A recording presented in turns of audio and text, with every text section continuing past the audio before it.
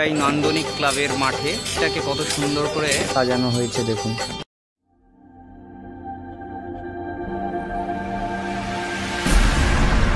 Interior সাজানোটা সেই হয়েছে পুরো। আমাদের ৪৪তম বর্ষটি আমরা সবাই আমাদের মধ্যে কমপ্লিট হয়ে যাবে।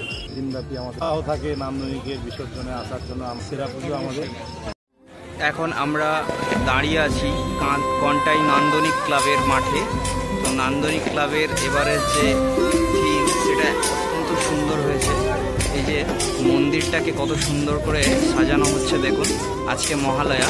সম্পূর্ণ ভিডিওটি দেখুন পুরো ইনফরমেশন পাওয়ার জন্য। এই নান্দনিক ক্লাবের যে যে প্রোগ্রামগুলো রয়েছে এবং কি কি থিম রয়েছে এবং যে অনুষ্ঠানগুলো রয়েছে সব কিছু জানার জন্য।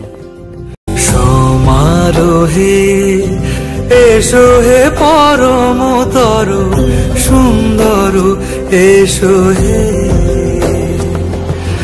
ঝনক ঝঙ্কারে উড়ায় শঙ্কর কমেছে দুয়ার দেরি নাহি আর এসো এসো প্রত্যেকবারের মতো এবারেরও নান্দনিক ক্লাবের যে চমক নেই, তো এটা কি চমক রয়েছে বা কি থিম রয়েছে সেটা জেনে নেব ক্লাবের সদস্য রামপন্ডা। আর এইবারের থিমটার সম্বন্ধে একটু আমাদের এবছর সত্যজিৎ রায়ের উপরে পুরো থিম, সত্যজিৎ সেরা সত্যজিৎ রায়, সেটা নিয়ে এবছর আমাদের থিম। ৪৪তম বর্ষটি আমরা পদার্পণ করলাম নান্দনিক ক্লাব। এবছরের চিন্তাভাবনা হচ্ছে সত্যজিৎ রায়কে নিয়ে।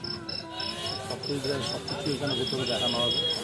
দড়ি ধরে মারোটান রাজা হবে কান কান এবং উপর সংসার থেকে শুরু করে টুপি গাইন বাঘাবাই সব কিছুই তুলে ধরা হবে। ভেতরে আপনারা দেখতে পারবেন। এখনও ফিনিশিং হয়নি, আমরা এখনও করতে পারিনি।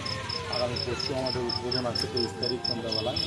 আমাদের উদ্বোধন করবেন মাননীয় প্রাক্তন কেন্দ্রীয় মন্ত্রী শিশু বিজয় মহাশয় এবং তথ্য আমাদের শিল্পী থাকছে অভিজিতা সরকার এবং মিঠাই সিরিয়ালের মিঠাই এবং জনপ্রিয় ইন্ডিয়ান আইডলের সিঙ্গার অনুষ্কা পাত্র।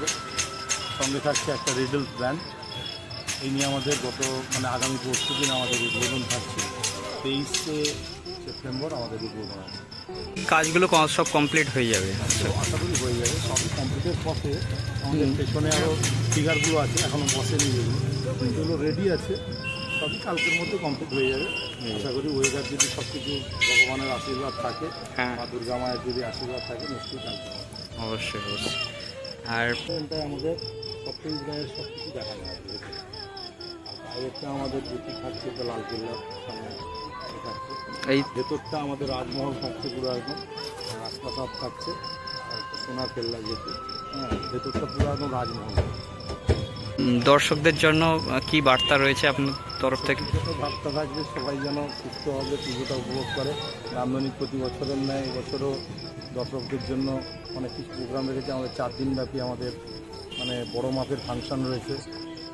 সব কিছু ইন্ডিয়ান আইডলের আর্টিস্টরা থাকছে। দর্শকদের বলবো 4 দিন ধরে এখানে এসে ফাংশন উপভোগ করুন।